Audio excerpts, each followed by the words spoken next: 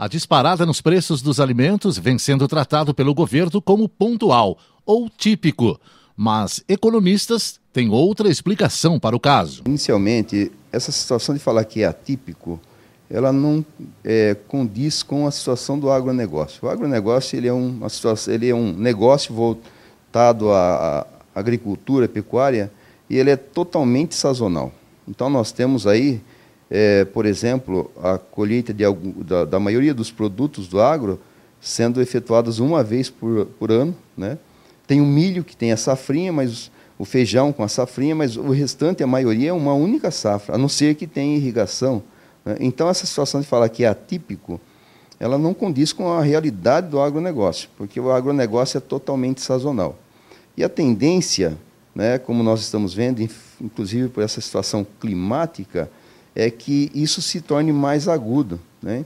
Então, a tendência é que nós tenhamos todos os anos, né, cada vez mais agudo e mais grave, se a situação climática continuar se deteriorando, como inclusive a própria ONU está falando, a tendência é que nós tenhamos todos os anos essa situação de um encarecimento muito um alto encarecimento dos alimentos, principalmente nesse período de entre safra, né, quando nós não temos uma safra boa. Então, vamos pegar um exemplo. Os produtos que teriam a safra em janeiro, ou que dependem de janeiro para que tenham safra logo em março, abril. Como nós tivemos uma grande estiagem em outubro, novembro, dezembro, janeiro, né, como o milho, por exemplo, chegou e teve uma grande perda. Então, muitos agricultores disseram que houve perda aí de 10% a 20% da safra. Isso, logicamente, redunda num aumento dos preços dos alimentos. Então, essa situação faz com que, lá na gôndola, o alimento chegue mais caro para nós que somos os consumidores. Essa é uma tendência que não é atípica, ela é uma tendência que nós estaremos acompanhando. E o agronegócio tem dessa situação. Todos os anos nós vamos estar falando que o alimento encareceu, principalmente na entre-safra, porque durante a safra, ou no período de plantio, né, ele teve algum problema com intempéries que, por exemplo, foi seca, ou excesso de chuva, ou inundação. Então nós estamos acompanhando que isso está se tornando cada vez mais complicado. Então a tendência é que isso vá afetar cada vez mais o bolso do consumidor final. A mão de obra no campo também ajuda a encarecer o produto, segundo os produtores. A mão de obra também, né, a legislação trabalhista, ela existe e está cada vez mais, vamos dizer assim, cercando o agricultor, o proprietário rural, e não só essa situação da mão de obra, do encarecimento dos encargos em cima da mão de obra, mas também da própria evasão do campo, né? Hoje, na década de 70, o Brasil era um país que tinha mais pessoas na zona rural do que na urbana. Hoje, praticamente, nós temos mais de 90% da população vivendo em zona urbana. E a tendência, o próprio IBGE aponta isso, é que a urbanização se torne cada vez maior. Então, que nós tenhamos cada vez mais pessoas vivendo em zona urbana. Isso faz com que, logicamente, haja um prejuízo da mão de obra rural em detrimento dessa situação.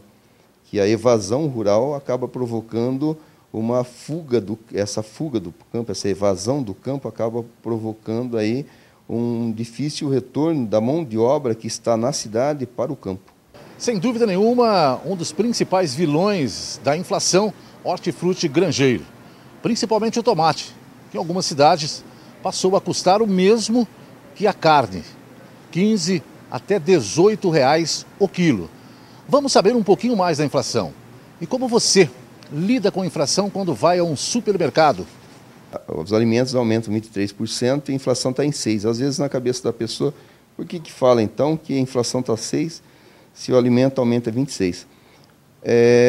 Quando a gente fala em inflação, a inflação ele é um aumento generalizado de todos os preços. Então, por exemplo, nós temos alimentação com 23%, mas nós temos aí o vestuário que não aumenta. Nós temos outras situações, né? O automobilístico que não aumenta. Então, todos os setores eles acabam gerando isso que nós chamamos de inflação, né?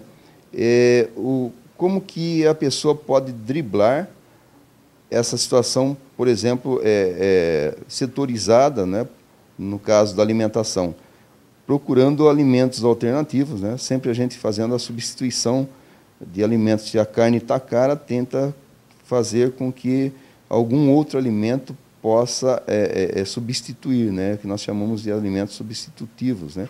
Então, substitua aquilo que está caro. O tomate está alto, porque nós estamos na entre-safra, o tomate ficando caro, faça salada ou utilize-se de outro alimento que possa substituir aquele alimento que está muito caro, né. Infelizmente, nós não temos outra alternativa, a não ser fazer muita pesquisa, isso comprovadamente, às vezes, de estabelecimento para estabelecimento, dá uma diferença muito alta. Então, ficar de olho nas liquidações, nas promoções que ocorrem e buscar alimentos ou situações ou produtos que sejam substitutivos àqueles que estão encarecidos em virtude, no caso da alimentação, da entre-safra.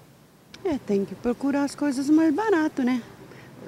Por exemplo, o tomate está caro, eu vou lá e compro a berinjela que está mais barato, né? E assim vai. Todo dia tem que estar de olho, né? Todo dia você tem que vir no supermercado. Então é isso que a gente faz, procurar o mais barato. Correr atrás de oferta. É o que eu faço. Tenho que correr direto atrás de oferta. Olha, tá difícil, viu? O aumento está muito grande. O que a gente está fazendo? A gente está comprando aquilo que está mais na época, né? Por exemplo, se o maracujá está caro, a gente vai lá no suco mais barato, né? É sempre bom procurar produtos hortifrutigranjeiros da época. Com certeza, tá muito difícil lidar. Hoje mesmo eu estava vendo os preços aqui, está tudo aumentado. O salário está lá pequenininho, né? Não aumenta de jeito nenhum. Na verdade, quando dá um aumentinho para os aposentados, que o meu esposo é aposentado, né? Vem aquele aumentinho pequeno no salário, só que as coisas aumentam muito mais.